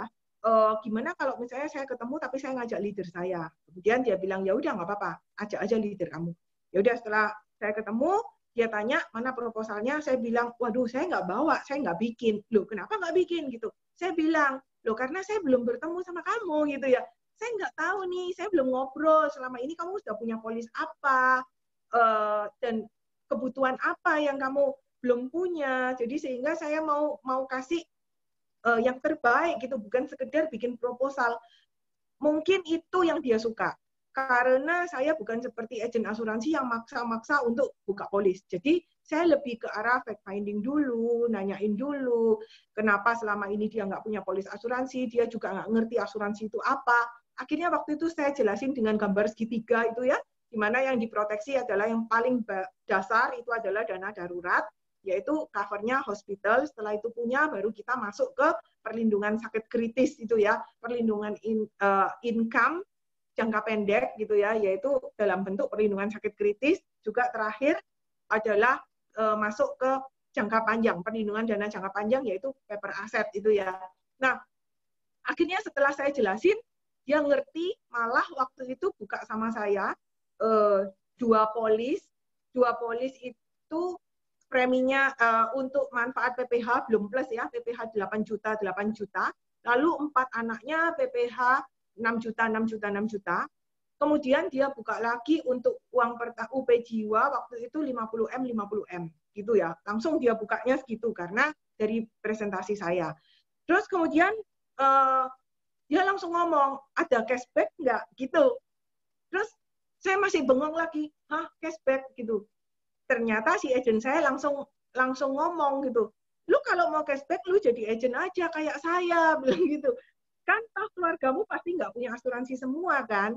Nah, lu bisa jadi agent tuh. Oh iya bener ya gitu.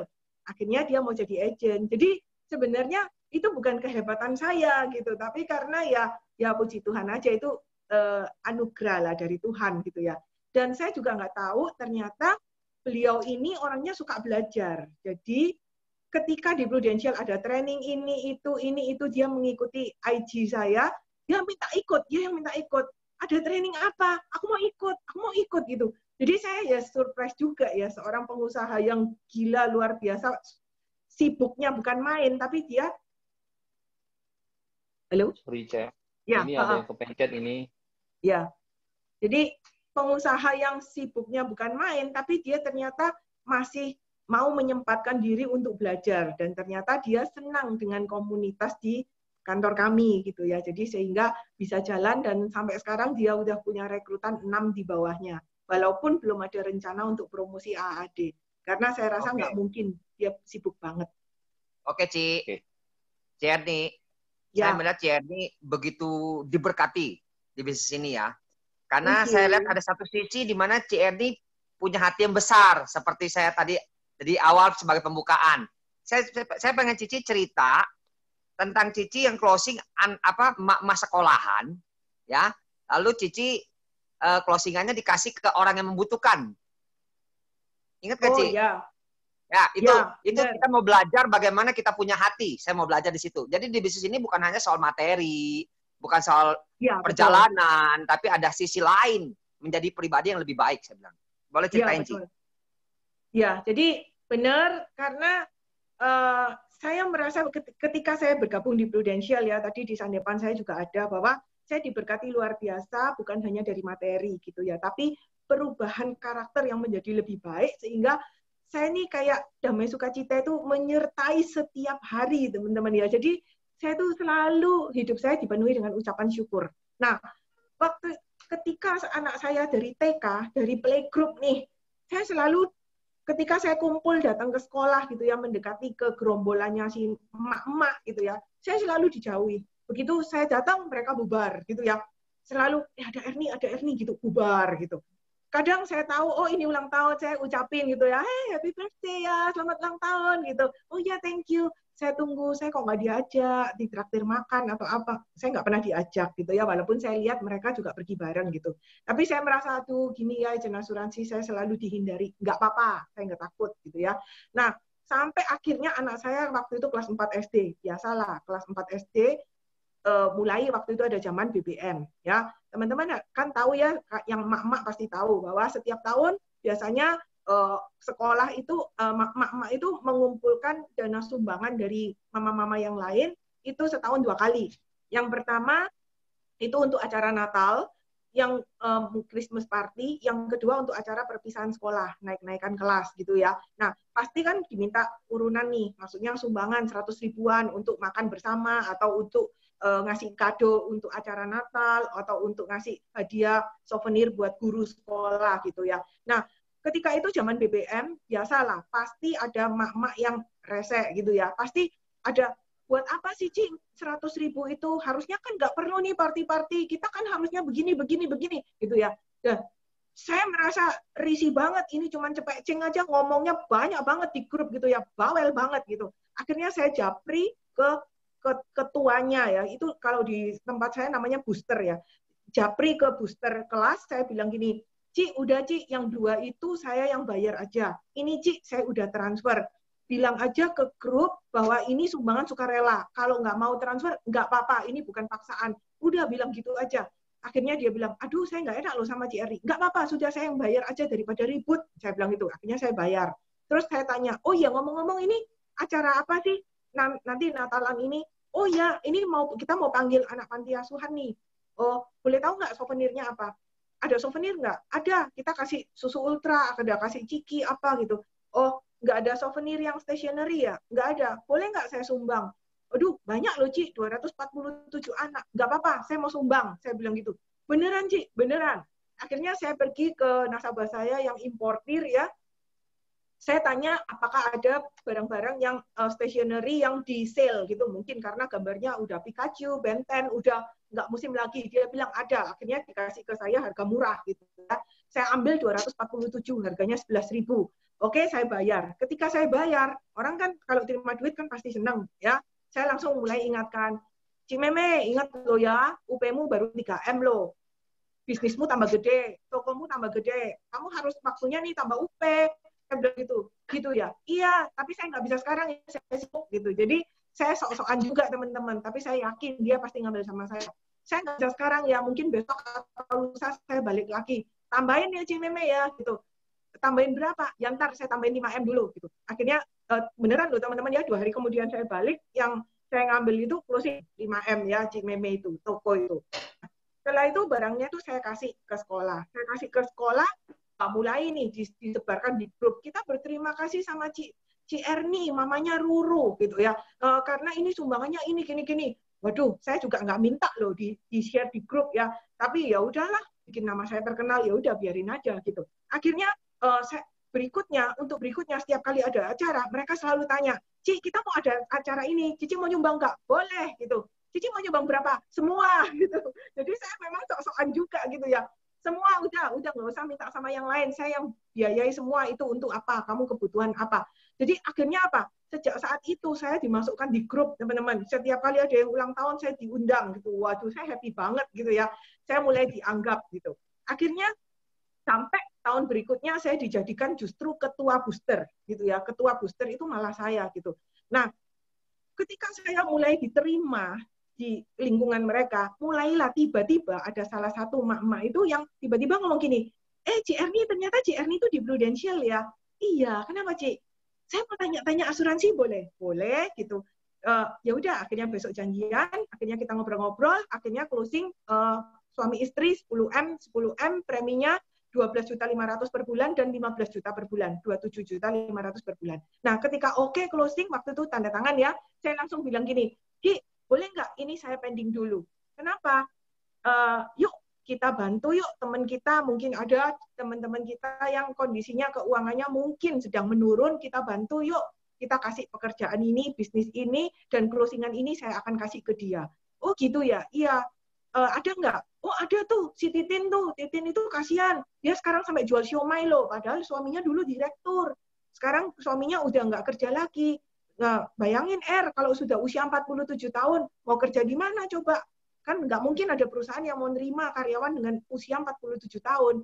Iya ya, kasihan ya. Ya udah, besok suruh dia ketemu saya ya, Cik ya. Iya, ntar aku yang temenin Ya udah, kita ketemu, akhirnya saya POP. Setelah POP, saya ngomong, gimana kamu melihat bisnis Prudential ini? Oke nggak? Ya oke sih. Kalau oke, nih ada closingan 27.500.000 per bulan. Komisinya segini. Lu mau jalanin nggak? Dia bilang mau. Ya udah, saya langsung kasih ke dia. Tahu nggak teman-teman, sejak saat itu, si nasabah ini yang closing, setiap kali ketemu orang, dia selalu, lu udah punya asuransi belum? Sana ikut sama si Titin, gitu. Jadi dia kepanjangan tangan saya, gitu ya.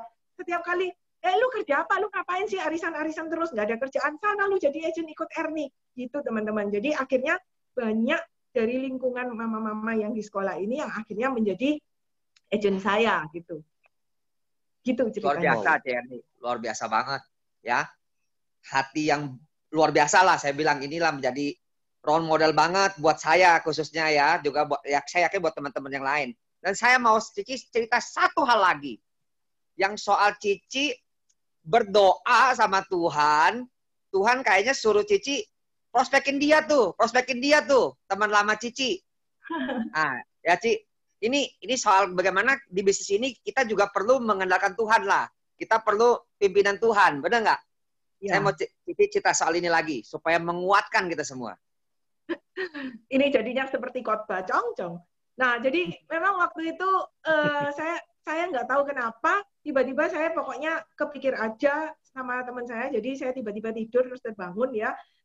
Kayaknya ada suara di kepala. Maksudnya saya suruh inget tuh si Anita bilang itu, katanya kalau udah diberkati mau jadi berkat. Jadi gini, sebelumnya saya selalu berdoa, Tuhan pakai saya untuk menjadi berkat buat orang lain. Tuhan pakai saya menjadi berkat buat orang lain. Ingat teman-teman ya, Tuhan itu juga mendengar. Ternyata Tuhan mungkin menguji saya ya. Jadi waktu itu saya diomong kayak gitu, saya tiba-tiba saya bisa keinget sama Anita gitu ya. Dan ada kata-kata di belakangnya gitu, bahwa katanya kalau sudah diberkati mau menjadi berkat buat orang lain. Gila loh teman-teman. Setelah saya tuh ada di kepala, saya baru bangun. Terus saya gini, ngapain saya kok mau ingat Anita? Anita ini adalah teman suami saya, teman baik suami saya, juga teman saya sejak SMA sama kuliah. Jadi kita memang sekolahnya bareng gitu ya. Cuman si Anita ini sama suami saya selalu sekelas, saya nggak pernah gitu. Nah, terus kemudian saya pikir, ngapain saya hubungi Anita? Saya sudah nggak pernah ketemu Anita udah belasan tahun, malu kalau disuruh prospek atau merekrut, saya nggak mau gitu. Jadi saya nggak ambil pusing. Bulan berikutnya sama di jam 2 saya juga bangun, ada kata-kata, maksudnya ada di kepala, maksudnya ngomong, bilang sama Anita suruh prospekin adiknya gitu. Saya nggak tahu, saya udah belasan tahun nggak berhubungan sama Anita, saya nggak tahu kalau adiknya ternyata menikah dengan orang kaya. Saya nggak tahu sama sekali. Saya nggak anggap lagi, saya pikir nggak mau gitu ya, itu mungkin cuma sugesti. Di bulan Desember kira-kira sama seperti itu lagi, jam 2 pagi juga saya bangun, cuman ada suara, bilang Anita apa yang dia minta dalam doa sudah aku jawab melalui engkau. Cuman gitu aja. Saya pikir ngapain ya, udah saya nggak anggap, ternyata Tuhan itu memang sengaja ini sudah direncanakan Jadi saya bertemu dengan Anita waktu itu di Singapura, pas bareng, hotelnya bareng, ternyata adik sepupu saya juga married dengan adik sepupu dia. Pokoknya nggak masuk akal gitu ya. Nah, ternyata setelah acara itu bulan 2 ya waktu itu, kemudian saya pergi bareng sama Anita. Kemudian saya bilang sama Anita, An, aku cuma mau ngomong, tapi terserah kamu percaya nggak percaya. Kalau percaya ya coba kamu bawa dalam doa. Kalau kamu nggak percaya ya udah abaikan aja. Terus saya cerita bagaimana saya bangun 3 kali untuk teringat sama dia. Terus dia cuma ketawa, enggak lah. Aku kan cuma aku cuman cuman minta doa sama Tuhan supaya suami sama anak-anakku sehat gitu aja. Nah, ternyata dia juga kepikiran. Lalu dia tanya ke adiknya. Adiknya ternyata udah punya polis Prudential. Baru buka bulan Januari gitu ya. Waktu itu ngambil preminya gede, cukup gede. 4 anak itu total 1,2 M per tahun ya. Kemudian setelah saya cek ternyata gila premi unapplied-nya gede banget ya, setiap polis itu bisa sampai 80 juta, waktu itu belum dikunci ya sama Prudential ya, bisa 80 juta, ada yang 100 juta gitu ya. Jadi dari 1,2 M itu premi unapplied-nya gede banget. Saya sempat waktu itu menginfokan, tapi ternyata suaminya bilang, ya udah nggak apa-apa, suaminya memang baik banget. Dia bilang, nggak apa-apa, saya nggak mau merugikan orang lain, udah JR ini datang aja, ntar 2 tahun lagi tawarin saya, karena saya baru bangun pabrik di Sorong, jadi saya nggak mungkin buka polis lagi dalam waktu dekat ini. Ternyata nggak keburu, 2 tahun kemudian suaminya meninggal karena kecelakaan, gitu ya.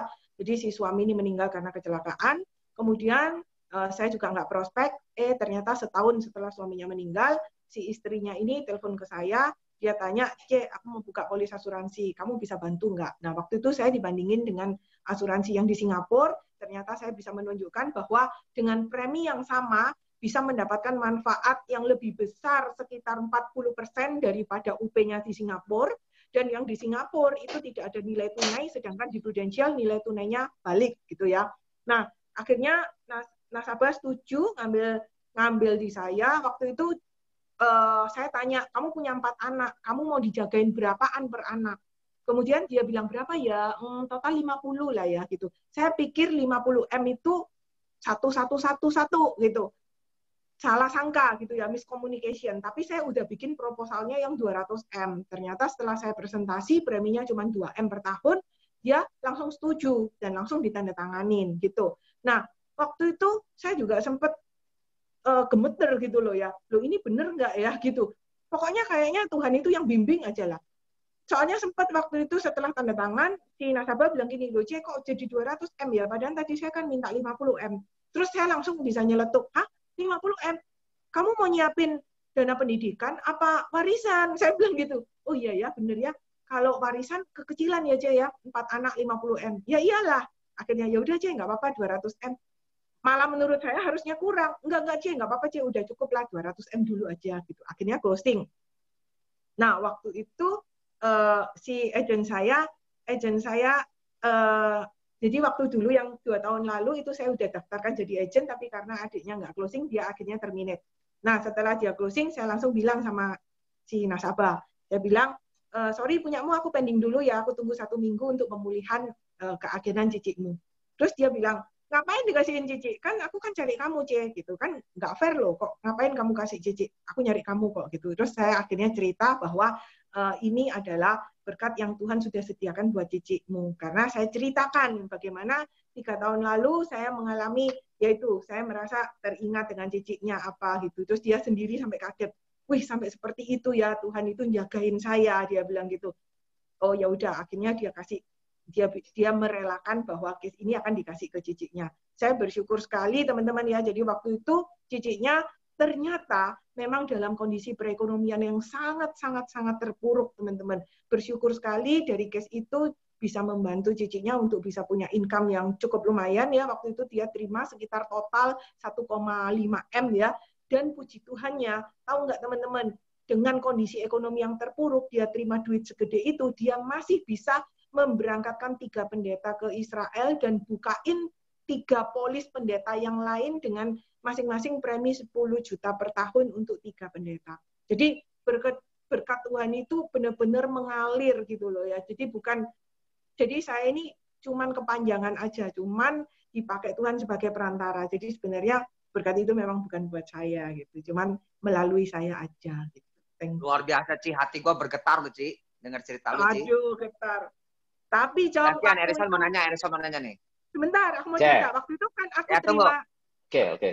Lanjut, terima Cek. Off-roading kan 600 juta. Waktu itu saya terima off-roading kan. Saya berpikir, waduh, saya baru ganti Mercy. Saya mau ganti Lexus gitu ya. Saya berpikir 600 juta saya dapat rezeki nomplok gitu ya. Ternyata teman-teman, saya belum terima 600 juta. Jadi baru lihat aja di SMA. Mama saya telepon bilang gini, papa lu sakit gitu. Loh, kenapa? Pak, kenapa Pak sakit? Ya kepikiran lah, adik lu mau merit, duitnya dari mana? Saya langsung bilang sama papa, Pak, jangan khawatir Pak, sudah disediain Prudential 400 juta. Hah?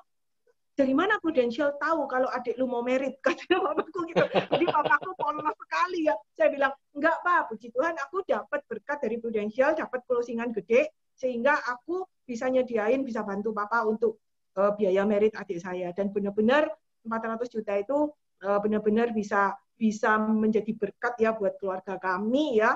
Dan saya juga selain itu masih bisa, sorry ya teman-teman, ini saya bukan untuk menyombongkan, tapi siapa tahu ini bisa menjadi inspirasi buat teman-teman, bahwa kita diberkati itu bukan hanya untuk diri kita sendiri, tapi dengan uang itu saya bisa memberkati saudara-saudara jauh saya, yang kan saya banyak nih keluarga yang ya biasa-biasa saja dan bisa dibilang miskin ya. Jadi karena adik saya married dengan orang yang cukup berada, sehingga kan meritnya di Shangri-La gitu ya, hotel bagus. Jadi saya bisa memberikan cetiau-cetiau gitu ke saudara, ke sepupu-sepupu saya bilang, nih buat beli jas ya yang bagus, beli di Zara ya, kamu cari. Saya bilang itu supaya pada saat pesta mereka bisa datang dengan pakaian yang bagus dan lebih pede gitu. Jadi saya senang sekali ketika saya melihat bahwa saya bisa menunjukkan pada orang bahwa zaman sekarang banyak antara saudara aja bisa putus hubungan gara-gara duit. Tapi melalui bisnis Prudential, kita justru bisa menunjukkan kita bisa menjadi berkat buat saudara-saudara, bahkan orang-orang yang jauh pun dari kita. Gitu. Luar biasa, Ci Erni. Sampai Jovesia komen. Luar biasa sharingnya sampai pengen nangis rasanya. Ci, gua nanya, Ci. Ya. Ci, tadi kan awalnya kan lu bilang, ini ada 2 pertanyaan gue dari terakhir nih. Sebelum kita kan sebentar lagi udah mau tutup, Acong penutupan terakhir, Ci. Ada 2 pertanyaan gue, Ci. Satu, Ci, waktu zaman pertama kali datang ke Prudent kan lu zamannya masih preman. Titik kapan berubah total, Ci? Satu. Ya itu, kedua, Ci. Kebakaran itu. Langsung berubah total, Ci? Langsung berubah total. Saya pernah juga dimaki-maki sama orang, ya. Jadi ketika saya dimaki-maki sama orang, saya cuma dalam hati gini, gila orang ini persis mirip sama gue gitu. Jadi nggak ada kayak sakit hatinya nggak ada, karena untungnya saya dulu judes dan saya suka maki-maki agen asuransi. Jadi ketika saya dimaki-maki, saya nggak apa-apa, kan mirip sama saya gitu. Kedua, Ci. Cici punya visi yang untuk jangka panjang untuk Prudential apa, Ci? Mungkin kalau visi dalam hidup atau apa tentang bisnis juga boleh. Visinya Cici untuk hidup jangka panjang apa sih, Ci? Boleh sharing kepada kita, Ci, yang masih junior, Ci. Sebenarnya visi saya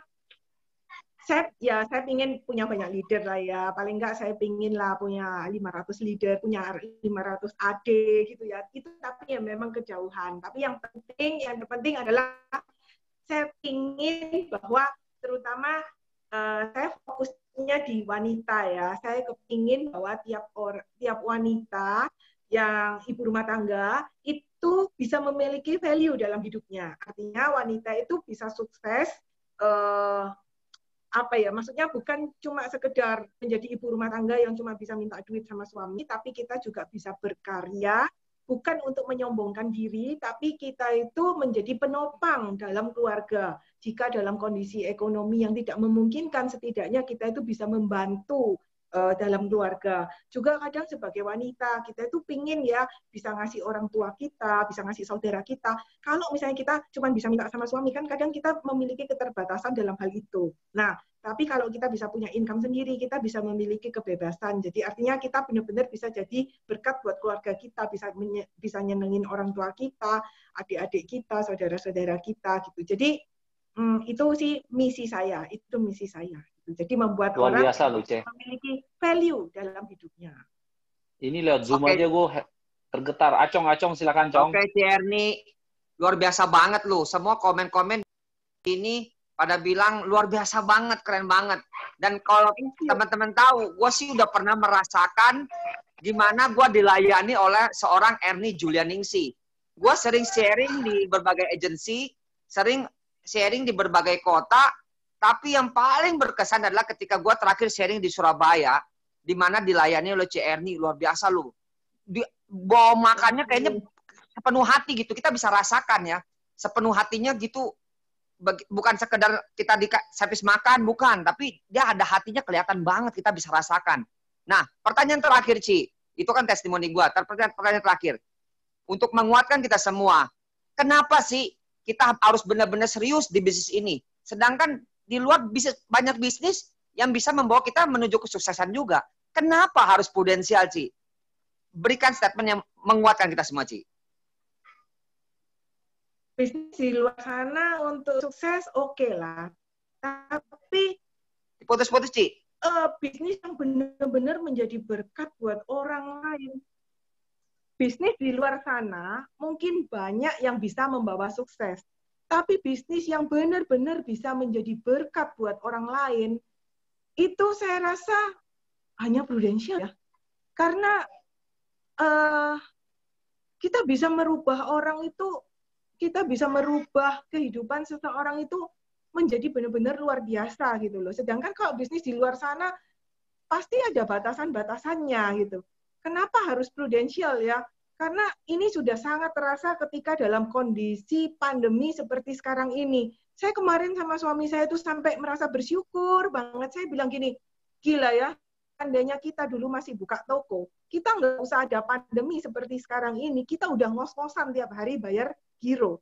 Kita udah ngos-ngosan dalam keuangan. Apalagi kalau kena pandemi ini. Apalagi kemarin kan pertokoan PGS di Surabaya sempat ditutup selama 2 minggu. Gimana? Gila nggak? Kita harus gaji pegawai, sedangkan pendapatan nggak ada, income nggak ada. Tapi di Prudential ini, selama pandemi ini, kita dapat duit terus-terusan. Bener nggak, Cong? Betul, haleluya. Kita dapat duit terus-terusan loh. Apalagi cash out dari Prudential untuk yang sisi gila ya, keren banget Prudential ya, padahal dia udah DP ke Panorama 280 miliar, ternyata dengan trade yang di-cancel aja, dia masih bisa gantiin ke kita. Si Acong dapat 360 ya, Cong? Jangan dihitungin, gue punya, Ci. Hitungin punya sendiri aja, Ci. 410, Ci. 410, Ci. Iya, makanya. Saya dapatnya 210. Ya, jadi, waduh itu belum habis. Ternyata dapat lagi. Apa itu? OR generation. Ntar besok kan, minggu depan kan, dapat lagi berapa ratus juta. Aduh, kayaknya nggak habis-habis gitu. Jadi saya bersyukur sekali bahwa keputusan saya 14 tahun lalu itu sangat tepat. Nah, teman-teman, di pekerjaan bisnis apapun ya, hidup itu nggak makin gampang, tapi makin susah. Yuk, teman-teman tuh harus cepat sukses di bisnis ini. Kenapa kok harus sukses? Pastikan pada saat bisnis semakin susah, teman-teman sudah menjadi leader besar. Sehingga teman-teman bisa memiliki rekrutan yang semakin banyak. Artinya apa? Teman-teman bisa menjadi berkat untuk lebih banyak orang lagi melalui bisnis Prudential loh, teman-teman. Benar nggak? Luar biasa banget, Ci. Itu aja sih. Gua luar biasa banget, gua nggak bisa ngomong, Ci. Ci, luar biasa banget, Ci Ernie. Ya. Cong, ada mau tanya terakhir, Cong. Lu tutup ya, Cong. Ya, udah cukup ya. Gua simpulkan bagaimana luar biasanya bisnis ini ya. Dari seorang Ci Ernie yang seorang preman, judes, jutek, tapi karena bisnis Prudential dia bisa berubah 180 derajat loh, ya. Di mana dia diberkati juga untuk menjadi berkat buat orang lain. Ketika Ci Ernie saja bisa sukses, kita percaya setiap kita punya peluang yang sama untuk sukses di bisnis Prudential. Oke? Berikan apresiasi kepada Ci Ernie, boleh kasih jempol dan sebagainya. Terima kasih sekali lagi Ci Ernie. Tuhan memberkati ya. Oke, kita akhiri acara ini. Tuhan berkati kita semua. Thank you, Ci Ernie. Oke, thank you ya semuanya. Sukses. Thank you ya, Ci Ernie ya. Thank you. Thank you. Thank you, Ci Ernie. Thank you, Ci. Thank you, Arisa. Thank you, Ci Ernie. Thank you, Ci. Thank you, Ci. Thank you, Ci Ernie. Thank you, Bye Ci. semuanya. Oke. Thank you, See you Erito. besok dengan Thank you, Zoom Erito. berikutnya. Guys, teman-teman, see you semuanya ya. Thank you. Silakan leave. Thank you, thank you.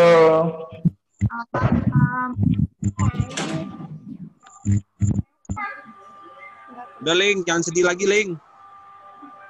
Siapa yang sedih? Ling anniversary. Dikasih apa, Ling? Dikasih apa-apa, Ping? Kasihan Tuh tuh. kasihan banget Oh, Ratu itu. Jadi itu yang buat lu pengen nangis tadi. Oke ya guys, Mau pengen kita nangis ya, Ling, akhiri ya? acara Acong. ini. Acong, Kita boleh Acong mau live. cepet-cepet aja. Cong. Kita boleh live dari grup ini. Terima kasih Cerny. Cerny udah pergi ya. Lagi nih? Kapan nih ada training lagi? Oke, cukup ya. Terima kasih teman-teman. Tuhan berkati. Bye. Bye semuanya, guys. Bye, semuanya.